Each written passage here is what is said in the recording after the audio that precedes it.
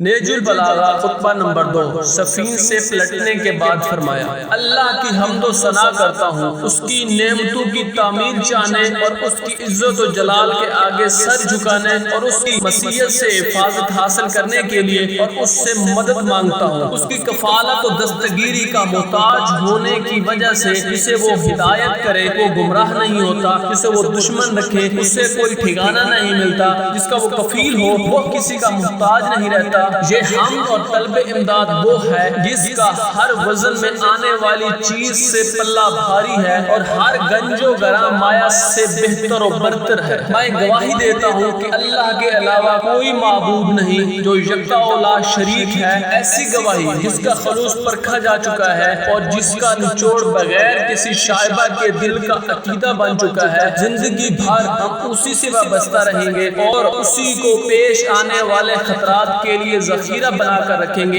یہی گواہی ایمان کی مضبوط بنیاد اور حسن عمل کا پہلا قدم اور اللہ کی خوشنودی کا ذریعہ اور شیطان کی دوری کا سبب ہے۔ اور یہ بھی میں گواہی دیتا ہوں کہ محمد صلی اللہ علیہ وآلہ وسلم اس کے اب اور رسول ہیں، جنہیں شہرت یافتہ دین، منقور شدہ نشان، لکھی ہوئی کتاب، ذوفشاں نور، چمکتی ہوئی روشنی اور فیصلہ کن امر کے ساتھ بھیجا تاکہ شکوک و شبہات کا ازالہ کیا جائے اور دلائل کے زور سے حجت تمام کی جائے، آیتوں کے ذریعے ڈرایا جائے اور حقوقوں سے خوف زدہ کیا جائے۔ اس وقت یہ حالت تھی کہ لوگ ایسے فطرے میں مبتلا تھے جہاں دین کے بندھن شکستہ، یقین کے ستون متزلزل، اصول مختلف اور حالات پراگندہ تھے۔ نکلنے کی راہیں تنگ و تار تھی، ہدایت گمراہ اور ضلالت ہمہ گیر تھی، کھلے خزانوں اللہ کی مخالفت ہوئی تھی اور شیطان کی مدد کی جا رہی تھی۔ ایمان بے سہارا تھا، چنانچہ اس کے ستون گر گئے، اس کے نشان پہچاننے میں نہ آتے تھے، اس کے راستے مٹ گئے اور شاہراہیں اجڑ گئی۔ وہ شیطان کے پیچھے لگ کر اس کی راہوں پر چلنے لگے اور اس کے گھاٹ پر اتر پڑے۔ انہی کی وجہ سے اس کے پھریرے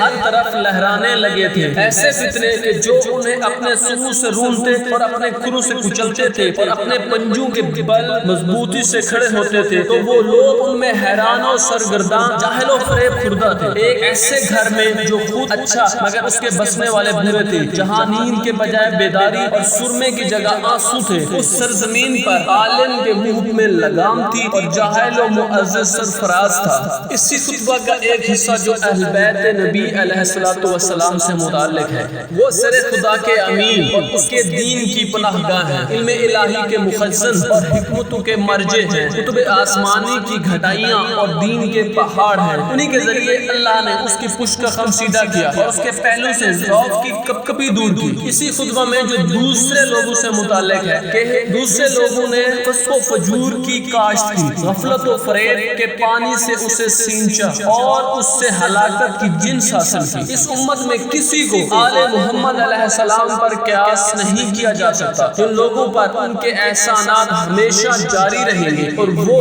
ان کے برابر نہیں ہو سکتے، وہ دین کی بنیاد اور یقین کے ستون ہیں۔ آگے بڑھ جانے والوں کو ان کی طرف پلٹ کر آنا ہے، پیچھے رہ جانے والوں کو ان سے آ کر ملنا ہے۔ حق ولایت کی خصوصیات انہی کے لیے ہیں اور انہی کے بارے میں پیغمبر صلی اللہ علیہ وآلہ وسلم کی وصیت اور انہی کے لیے نبی علیہ الصلوۃ والسلام کی وراثت ہے۔ اب یہ وقت ہے کہ حق اپنے اہل کی طرف پلٹ آیا اور اپنی صحیح جگہ پر منتقل ہو گیا۔